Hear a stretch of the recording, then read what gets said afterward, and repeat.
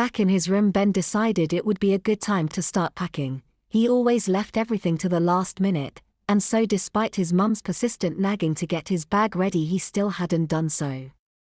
He pulled a large rucksack out from his wardrobe, and set it down in the center of his bedroom floor. As he started his packing, first putting in the essentials: boxers, socks, his toothbrush and other things he knew he was prone to forgetting if he didn't get them out of the way first, Ben felt the nerves build up inside him. He still hadn't packed the most important items, the ones he really couldn't afford to spend this week without. He went back over to wardrobe, and took out a dark green package. ABRI form, big white letters set against a purple stripe, announced, Medium X Plus. The package was unopened, and as Ben's shaking fingers tore it open, he had to try hard not to let the tears fall. 18-year-old boys did not cry. Then again, 18-year-olds did not wet the bed either.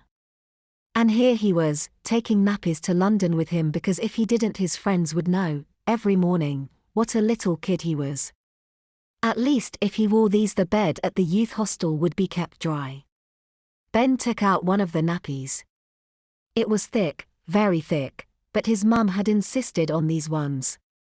Ben's dad had left when he was just 2 years old, and it had just been Ben and his mum since.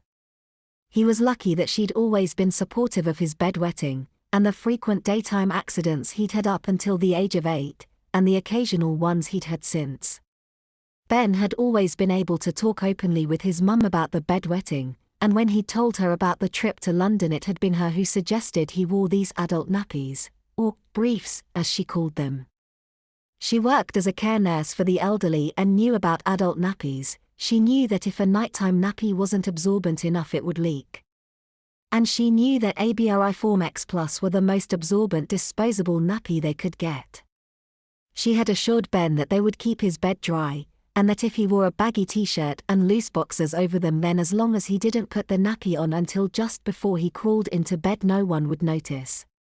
Ben had been reluctant at first. He didn't want to wear nappies like a baby, but he knew the alternative was to stay at home and lose his chance with Laura, and so he'd agreed, and his mum had ordered the nappies over the internet. Ben was worried as he examined the nappy. It was thick, very thick. Would he really be able to hide it under boxers? The plastic crinkled as he fingered it, and Ben was worried everyone would hear its rustling.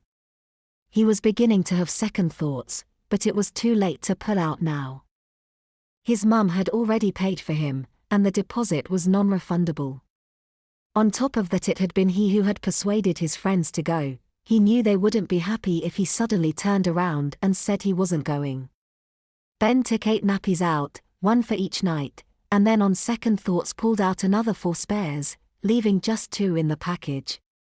Sometimes, particularly if he'd been drinking alcohol, he would wake up in the middle of the night wet, change the bed, and then go back to sleep.